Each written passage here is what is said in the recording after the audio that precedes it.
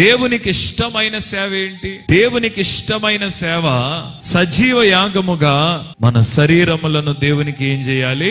సమర్పించుకోవాలి. సజీవ యాగముగా మన శరీరములను దేవునికి సమర్పించడమే దేవునికి ఇష్టమైన సేవ. పాటలు పాడడం దేవునికి ఇష్టమైన సేవ, ఆరాధన చేయడం దేవునికి ఇష్టమైన సేవ, లేక దేవునికి ఏది ఇష్టమైన సేవ అంటే మనలను మనం దేవునికి సమర్పించుకోవడమే దేవునికి ఇష్టమైన సేవ. మన శరీరములను సమర్పించండి అంటే దాని అర్థం ఏంటంటే నగలు తీసేసుకోనో లేదంటే ఇంకొకటి ఏదో సమర్పించుకోవడం కాదు. సజీవ యాగముగా మీ శరీరాలు సమర్పించండి అంటే బ్రతికి ఉండగానే మన జీవితాన్ని దేవుని చేతిలోకి అప్పగించుకోవాలి, దేవునికి సమర్పించుకోవాలి. సజీవ యాగముగా, సజీవం అంటే బ్రతుకున్న దాన్ని అని సంబోధిస్తారా, చనిపోయిన దాన్ని సంబోధిస్తారా? సజీవం అంటే ఏంటి చెప్పండి? బ్రతికి ఉన్నది. ఈ శరీరం ఎప్పుడు సజీవంగా ఉంటది చెప్పండి? ఈ శరీరంలో ప్రాణం ఉన్నంత వరకే. ఈ శరీరంలో ప్రాణం ఉన్నంత వరకు ఈ శరీరం ఏవైనా చేస్తది గాని ఈ శరీరంలో ఉన్న ప్రాణం కనుక వెళ్ళిపోయింది అనుకోండి,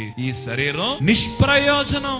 ఎప్పుడు పడితే అప్పుడు దేవునికి ఇవ్వడం కాదు, బలం ఉన్నప్పుడే మనల్ని మనం దేవునికి అప్పగించుకో. శక్తి ఉన్నప్పుడే నువ్వు దేవునికి అప్పగించుకో. 60 సంవత్సరాలు దాటినటువంటి ఒక వ్యక్తిని గవర్నమెంట్ అంటది, నీ సేవలు మాకు అక్కర్లేదు, నువ్వు ఇంట్లో కూర్చో, మేమే నీకు నెల నెల పెన్షన్ పంపిస్తాం అంటే ఆఖరికి ప్రభుత్వానికి కూడా నువ్వు ఎప్పుడు వరకు కావాలంటే నీలో శక్తి, నీలో బలం ఇవన్నీ ఉన్నప్పుడే నువ్వు ప్రభుత్వానికి కావాలి. ప్రియులారా, మనల్ని మనం ఎప్పుడు దేవునికి సమర్పించుకోవాలి అంటే బైబిల్ చెప్తుంది, నీ బాల్య దినములు యందే నీ సృష్టికర్తను స్మరణకు తెచ్చు. దేవునికి ఇష్టమైన సేవ ఏంటంటే మనలను మనము దేవునికి ఏం చేయాలి?